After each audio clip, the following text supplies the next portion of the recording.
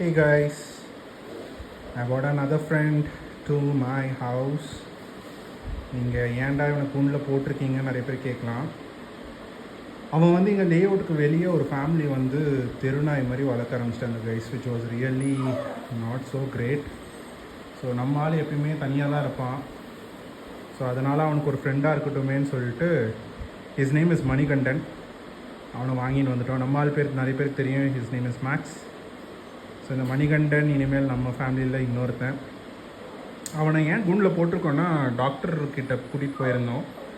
அவங்க இன்றைக்கே வந்து அனஸ்தீஷியெல்லாம் கொடுத்து இதெல்லாம் பண்ண முடியும்னு சொல்லிட்டாங்க. ஸோ நிறைய திக்ஸ் எல்லாம் வந்துருக்கு. ஸோ டாக் வளர்க்குறவங்களுக்கு தெரியும் உண்ணி திக்ஸ் அதெல்லாம் என்ன பண்ணுன்ட்டு.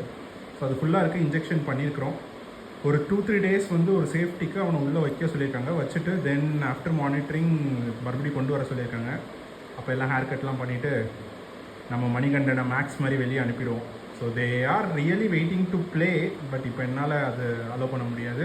ஸோ குண்டை சுற்றியும் ஸ்ப்ரே பண்ணியிருக்கேன் திக்ஸ். அது போக இன்ஜெக்ஷன்ஸ் கொடுத்துருக்கோம். So let's hope for the best. Okay guys, just thought to share with you. Take care, bye.